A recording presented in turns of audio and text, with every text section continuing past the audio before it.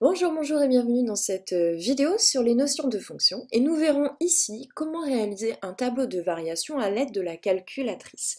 Je vous ai représenté la fonction que nous allons étudier. Si vous ne savez plus comment réaliser une représentation graphique sur calculatrice, je vous conseille de vous référer aux vidéos correspondantes. Donc la fonction s'appelle f et on nous indique qu'elle est définie sur l'intervalle -10, 10.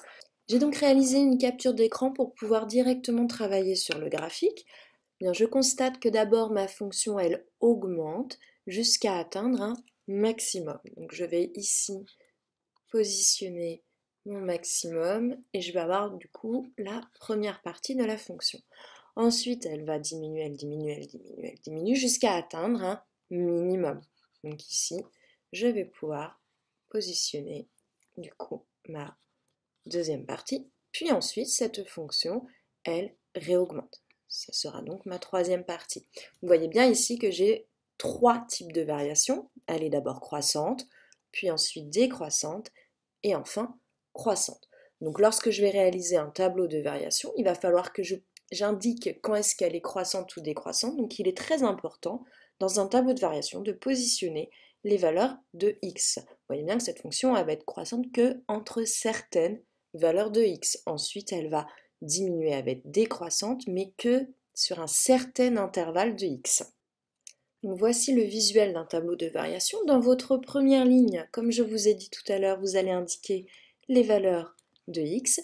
Et dans votre deuxième ligne, vous allez indiquer les variations de la fonction. Ici, la fonction s'appelle f, donc je vais écrire f de x. Je vais maintenant pouvoir indiquer les variations de la fonction. Donc pour indiquer qu'une fonction est croissante, il suffit de faire une flèche qui va vers le haut. De même, pour indiquer qu'une fonction est décroissante, puisqu'on voit bien que dans la partie 2, elle décroît, je vais donc réaliser une flèche qui descend. Et nous finissons par une flèche qui monte, puisque la dernière partie, la fonction est croissante. Maintenant, il va falloir que je positionne des valeurs. Premièrement, on va travailler les valeurs de x. Donc la fonction, vous voyez bien qu'elle a un début et qu'elle a une fin. C'est ce qui va correspondre aux valeurs de xmin et xmax. Je vous rappelle, on m'a donné un intervalle de définition qui me permet de récupérer la valeur de xmin ainsi que la valeur de xmax. Donc je vais pouvoir l'indiquer dans mon tableau. Je commence pour x égale -10 et je finis à x égale 10. Maintenant, je vais pouvoir récupérer les valeurs ici associées. Il va donc falloir que je réalise une lecture graphique. Donc je vais vous montrer deux méthodes sur la calculatrice afin de déterminer les valeurs de la fonction quand je connais les valeurs de x. Première méthode, je vais afficher le curseur. Donc le curseur il va être symbolisé par trace. Donc pour l'activer, je vais donc faire Shift F1. Ensuite, il va me suffire de déplacer le curseur jusqu'à ce que ici, x égale -10, puisque je veux la valeur de la fonction lorsque x égale 10. Alors, on est parti. Donc, ça peut être un peu long. Je vous montrerai après une méthode qui est bien plus rapide. Allez, on est parti. Tac. Ah, je l'ai loupé.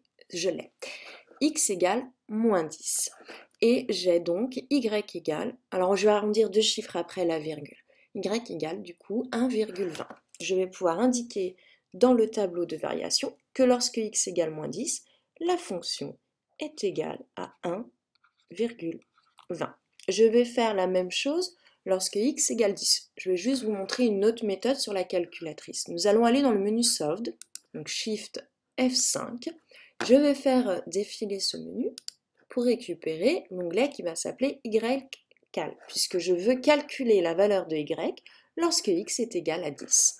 Pour activer cet onglet, je vais appuyer sur la touche F1. Il me demande de saisir la valeur de x. Bien ici, x vaut 10, donc je vais indiquer sa valeur, 10, et je valide. Et il me positionne le curseur pour x égale 10, et je récupère ici la valeur de y.